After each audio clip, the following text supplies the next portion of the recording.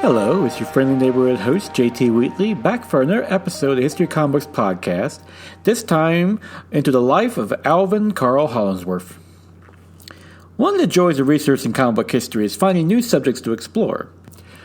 One in particular is Alvin Carl Hollingsworth, whom I first discovered when researching the life of Joe Kubert, please see his previous episodes, and became instantly curious about his life and career in comic books, especially since he was a black man working in an extremely racist time in America.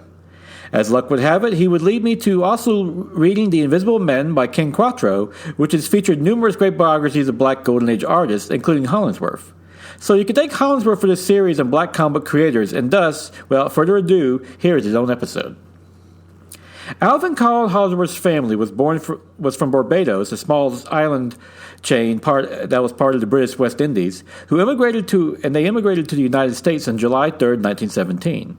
His grandmother was Mrs. Gordon Hayes, whose husband was believed to be dead. The family was welcomed into the close-knit West Indian community in Harlem, New York.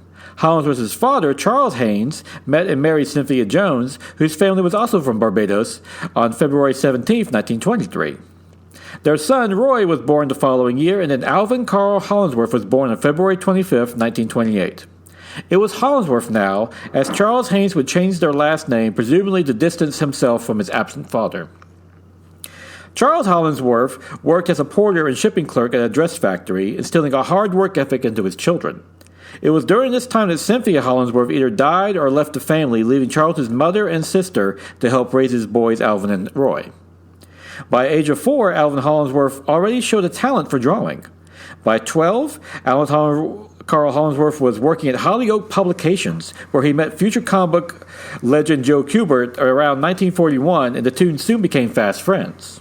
It was Kubert who suggested Hollingsworth apply to the School of Musical and Art in New York City, where he also attended, and Hollingsworth also credited his teacher, Mr. Johnson, for helping him pursue art, all the while he grew into a husky 6-foot man who boxed and lifted weights for much of his life.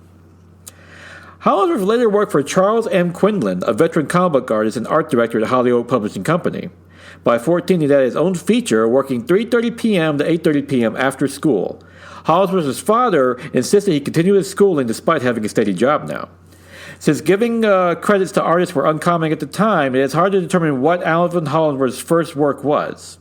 One of the first that can be confirmed is the 4-page story Robot Plane in Contact Comics number 5 on March of 1945 from Aviation Press, which he both penciled and inked. Another of his first identifiable works was in Crime Does Not Pay, number 31, in January of 1944, with the story $1 Million Bank Robbery, where he signed under the name Holly. His work also appeared in Great Comics in 1945 under Novak Publishing with the feature Captain Power, which he signed A.H. Hollingsworth were also freelance for Bernard Bailey Studios, where Elmer Stoner, another black Golden Age artist, also worked. Working on comics like Navy Heroes number 1 in 1945, with a story about Captain S.G. Fuqua, who won the Medal of Honor at Pearl Harbor aboard the USS Arizona, where he directed firefighting and rescue efforts during the attack, saving many of his fellow crewmen. He also worked on the Blue Beetle with the story The Liberty Bell in issue number 42 on July of August 1946, where he signed Alec Hope and was credited as both the writer and artist. The story was about a disfigured World War II veteran who dons a bronze mask to fight crime, calling himself the Bronze Man. It should be noted at the time that bronze was also a term used to describe black people. Hollingsworth also worked on Minute Mystery, Inspector Rock's Felony Files for Victor Fox in 1947, which he did with Joe Kubert, who penciled while Hollingsworth inked, and he would sign A.C. Holly, and doing the story The Bloodless Corpse in Blue Beetle number 50 on November 1947, and Death and the Dagger in issue number 51 in December 1947 as well, with Kubert. He also found work on pulps like Planet Stories, and through Leonard B. Cole's comic shop, he did Contact Comics and Captain Arrow, along with doing a text story in Future World number 1 in the summer of 1946, and Wonders of the Sea Life, a story for Catholic Comics Volume 1 number 12 on June of 1947.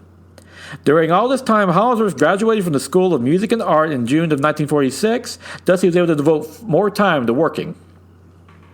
Next, Hollingsworth went to the Jerry Iger studio as a freelancer, working on Suicide Smith for Wing Comics, number 105 on May of 1941 to number 111 in the spring of 1950, about a heroic flyboy fighting the Axis powers during World War II. He also did Jukebox Comics for Eastern Color Publishing about famous singers of the day. With issue number 1, Hollingsworth did a story on Duke Ellington on March of 1948, and with issue number 2, in May of 1948, he did a story on Lena Horne. And with both, he took a large effort to make them more realistic in their depictions. This would be the beginning of his using his art to advance black history and causes. He also did Dark Mysteries, Fight Against Crime, Beware, and Eerie, the last he did for Avon Periodicals, which is considered the first horror comic book ever published. In addition, he is credited as an artist on Negro Romance number 2 in August of 1950 from Fawcett Publishing. He would work there from 1951 to 1953. Next, Hollingsworth did Scorchy Smith comic strip in 1953, which was described as a Steve Canyon in space. Created by John Terry on March 17th of 1930, it was an adventure strip starring a freelance pilot. It reached 110 million readers at 140 newspapers, but when Hollingsworth asked for a raise, he was denied and reportedly even told that he was the only Negro on the front page of so many papers. Hollingsworth quit in response, with the legendary artist George Tuska taking over in 1954, and it would last till 1959. Scorchy Smith eventually ended on December 30th of 1961. Hollingsworth later attended the Art Students League in 1951 before enrolling in Caffey College of New York, CCNY, in the fall of 1952. He would later work on the Spirit strip with penciler Jerry Grenadini as an inker from August 5th, 1951 to June 1st, 1952. Hollingsworth did try out as Marlene Keene's assistant, George said, along with submitting several strips like Bob Mentor, Dorothy Tudor, and Candy, which was about a black daughter of a race car owner, Bill Mackey, for the black newspapers. Candy was distributed by Smith Man Syndicate and lasted until October 22, 1955, which also ended his comic book career as Hollingsworth was moving on into teaching and fine arts. Hollingsworth graduated from the CCNY in 1954 with a bachelor's in fine arts as Phi Beta Kappa and earned the Alumni Award the following year, moving towards a teaching and painting career. However, he would have a few more sojourns in the comic books. Notably, he did a risque tryout for Bruce Joy Friedman, editor of Magazine Management, which was owned by Martin Goodman, the founder of Timely, Atlas, Marvel Comics, which showed up in Bachelor number 1 on January 1957, called Notes of a Gay Man. This was a sweat mag or men's magazine known for drawings of scantily clad women. It continued until 1958.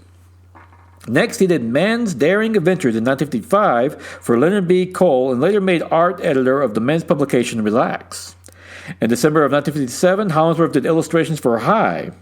He also worked with Al Sargent on Think, a Mad Magazine imitator, in May of 1958 under the name Holly and Sarge, though the publication only lasted till 1959 due to poor quality. Hollingsworth's final comic book work was in Cartoon Spice, a men's cartoon magazine, for the Charlton Publications. It only had a run of 5 issues from spring of 1957 to the spring of 1958. With his comic book career finished, Hollingsworth moved fully into teaching in fine arts, having received now his master's from the CCNY. In 1959, he would teach at Hoffman Junior High School in the Bronx, and during the 1960s, taught at the High School of Art and Design in Manhattan, teaching alongside fellow artists Charles Ferguson and Charles Allen. He also started to have a few gallery showings, earning his artistic acclaim outside of the black community. On October 13th, 1960, Hollingsworth did the cover of The Reporter and later joined fellow black artists like Romare Burden and William Majors in the Spiral Group, which focused on pushing black art and identity, producing the Cry-City series. This was inspired in 1963 in the wake of the March on Washington during the Civil Rights Movement. In the June of 1964 issue of American Artist, with the article Teaching Art to the Gifted in New York High School, it was during this time that Hollingsworth taught the commercial and fine art at the Harlem's Parents Committee Freedom School. In 1970, he wrote and hosted the 10-part You're Part of Art series and later produced the children's book I'd Like the Guggenheim for Guggenheim Museum. He later illustrated Black Out Loud, an anthology of modern poems by black Americans. On October 4th, 1970, he did the one-man show on Cahill Berlin at the Studio Museum in Harlem based on his book, The Prophet, and later obtained his Ph.D.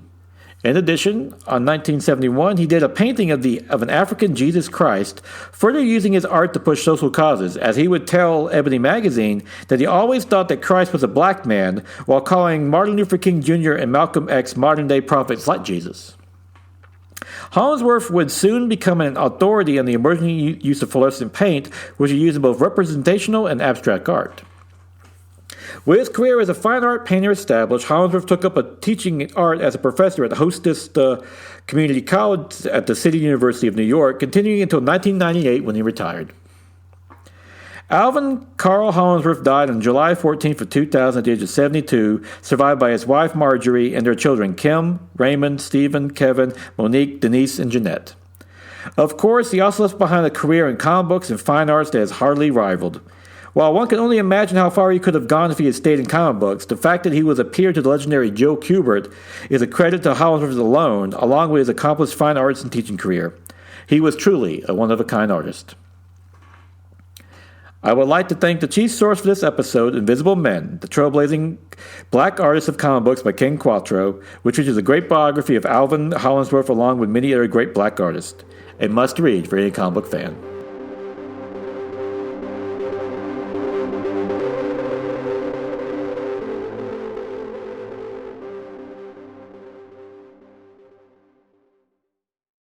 Great things are coming on the Nerd Bliss podcast. We're changing up our presentation while keeping the candidness that you enjoy. We'll cover all your favorite shows and movies, with maybe a few surprises along the way. And you, yes you, will have opportunities to be on our show on a regular basis.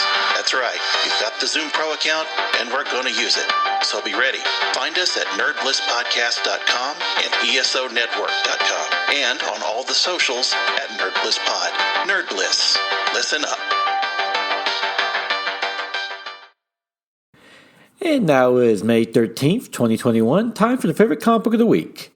The Comic Book History of Animation, number 5, by Fred Van Lente and Ryan Dunleavy, which concludes this fantastic history of animation as they chronicle the rise of Studio Ghibli and Pixar, along with all the current animation greats of today. Fred Van Lente once again finds a brilliant way of telling the story of animation to a great cartoonish format, along with showing in some fun, neat little tidbits. For instance, it's fun to be reminded how both Studio Ghibli and Pixar actually influenced each other. While Ryan Dunleavy's cartoonish art is perfection, he always finds the perfect character to represent every animation great.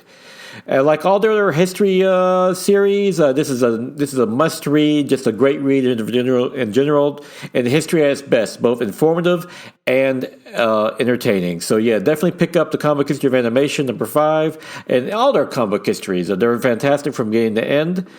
And with that, we conclude another biography in the history of a great black artist of the golden age of comic books. Join me again next week for another one. And until then, go out and enjoy yourself a good comic book.